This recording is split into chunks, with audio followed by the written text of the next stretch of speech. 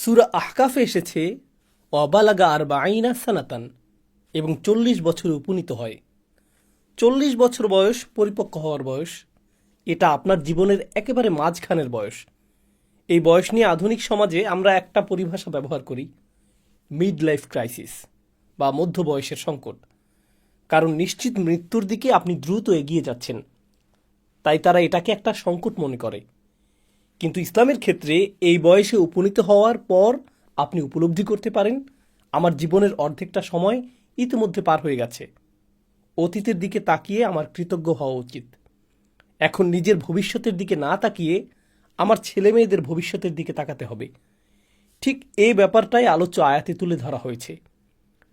তো উক্ত ব্যক্তি তখন বলে, রব্বি আউজিআনি আন আশকুরা নি'মাতাক আল্লাতী আনআমতা আলাইয়া ওয়া আলা ওয়ালিদাইয়া।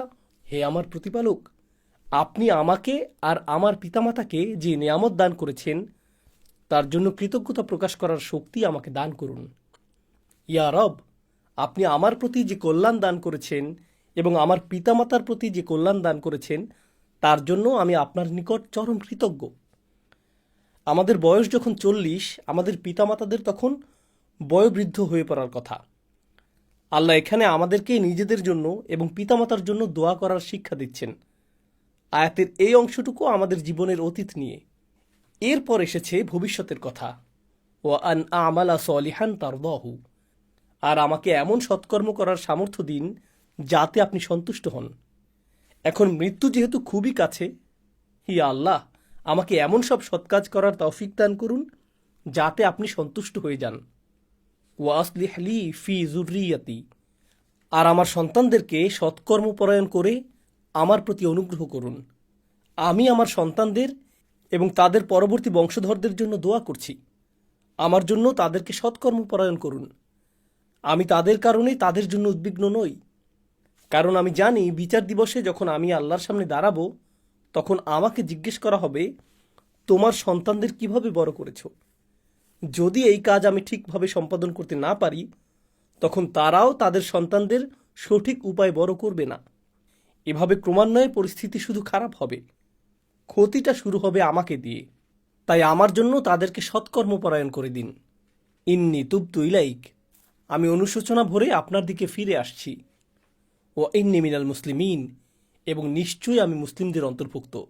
এর পরের আয়াতে আল্লাহ বলেন, উলাইকা আল্লাযীনা নাতাকাব্বালু আনহুম আহসানা মা আমিলু ওয়া নাতাজাওয়াজু আন সাইয়্যাতিহিম ফি আসহাবিল জান্নাহ ওয়াদা সিদকিল্লাযী কানু ইউআদুন। এরাই যাদের উৎকৃষ্ট আমলগুলো আমি কবুল করি এবং তাদের মন্দ কাজগুলো ক্ষমা করে দেই, তারা জান্নাতবাসীদের অন্তর্ভুক্ত। তাদেরকে যে ওয়াদা দেওয়া হয়েছে তা সত্য ওয়াদা। رب أوزعني